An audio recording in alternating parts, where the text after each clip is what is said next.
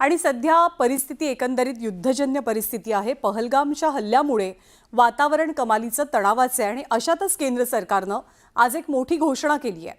देशामध्ये जातीय जनगणना करण्याचा निर्णय मोदी सरकारनं घेतलाय। देशामधल्या सामाजिक जडणघडणीवरती मोठा आणि दूरगामी परिणाम करणारा हा निर्णय असल्याचं बोललं जात आहे। केंद्रीय मंत्री अश्विनी वैष्णव यांनी पत्रकार परिषदेत याची माहिती दिली आणि आगामी काळात आणि येत्या काही थोड्याच वेळामध्ये लोकसभेचे विरोधी पक्षनेते राहुल गांधी या संदर्भात एक पत्रकार परिषद सुद्धा घेणार आहेत। देशात जातनिहाय जनगणना होणार, केंद्र सरकारचा ऐतिहासिक निर्णय, मोदी सरकारचा मास्टर स्ट्रोक। देशात गेल्या काही वर्षात जातनिहाय आरक्षणाचा मुद्दा गाजतोय। या पार्श्वभूमीवर देशात जातनिहाय जनगणना केली जावी अशी गेल्या अनेक दिवसांपासूनची मागणी होती। देशात कोणत्या जातीची किती संख्या आहे ते समोर यावं अशी भूमिका मांडण्यात येत होती। या सगळ्या पार्श्वभूमीवर देशात जातनिहाय जनगणना करण्याचा निर्णय घेण्यात आला। 2025-26च्या सुरुवातीला देशभरात जातीय जनगणना केली जाईल असा मोठा निर्णय केंद्र सरकारनं घेतलाय। काही राज्य सरकारांनी सर्वे करण्याचा प्रयत्न केला, पण राज्य सरकारनं केलेल्या सर्वेत पारदर्शकता नव्हती असं अश्विनी वैष्णव यांनी म्हटलं। आज दिनांक 30/4/2025 के दिन प्रधानमंत्री श्री नरेंद्र मोदी जी के नेतृत्व में राजनीतिक विषयों की कैबिनेट समिति ने यह निर्णय लिया है कि जातियों की गणना को आने वाली जनगणना में सम्मिलित किया जाए। भारतात ब्रिटिश राजवटीत 1872 मध्ये पहिल्यांदा जनगणना झाली। त्यानंतर 1931 पर्यंत ब्रिटिशांकडून जनगणना करण्यात आली।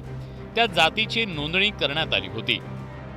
1951 साली स्वातंत्र्य मिळाल्यानंतर भारतात पहिली जनगणना करण्यात आली। त्यानुसार केवळ अनुसूचित जाती आणि अनुसूचित जमातीच्या नागरिकांचं जातीच्या आधारे वर्गीकरण करण्यात आलं होतं। देशात जातनिहाय जनगणना करण्याच्या निर्णयाचं सर्व राजकीय पक्षांनी आणि संघटनांनी स्वागत केलंय। समाज हाच म्हणायचा की आमची जाती जनगणना करा, जातनिहाय जनगणना करा। महाराष्ट्रासहित देशातल्या इतर राज्याची ही मागणी होती।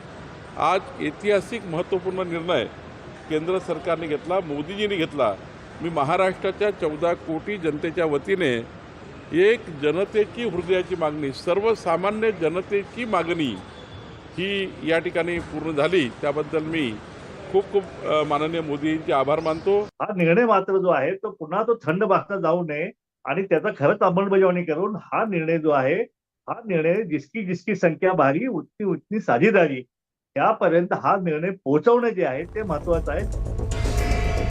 केंद्र सरकारनं हा निर्णय घेतला असला तरी अलीकडच्या काळात काँग्रेसचे नेते राहुल गांधींनी जातनिहाय जनगणनेचा मुद्दा लावून धरला होता। त्यामुळे केंद्र सरकारची काहीशी राजकीय कोंडी झाली होती। पण ऐन बिहार विधानसभा निवडणुकीच्या तोंडावर केंद्र सरकारनं हा मास्टर स्ट्रोक खेळलाय। तर ही घोषणा झाल्यानंतर यांचे फायदे जे आरक्षणापासून जे अधिकार आमचे हिरावले गेले किंवा अधिकारापासून आम्ही वंचित राहिलोय, ओबीसी समाजाला त्यांच्या संख्येनुसार जे मिळत नाही ते मिळवण्यासाठी सुद्धा जातनिहाय जनगणनेच्या माध्यमातून लाभ व्हावा, ते मिळावं आणि त्यासाठी ही जनगणना झाल्यानंतर ते इम्प्लिमेंट व्हावं। नाहीतर केवळ बिहारच्या निवडणुका नजरेपुढे ठेवून ही घोषणा हवेत बोलली जावी नाही किंवा हवेत विरावी नाही अशी आमची सगळ्यांची मागणी आहे। मी वैष्णवजींनी किंवा केंद्र सरकारने घेतलेल्या निर्णयाचं आम्ही मनापासून स्वागत करतो। देशात लवकरच जातनिहाय जनगणनेच्या प्रक्रियेला सुरुवात होणार आहे। या देशात कोणत्या जातीची संख्या किती आहे याची आकडेवारी यातून समोर यायला मदत होणार आहे। Bureau report, news 18 Lokmat.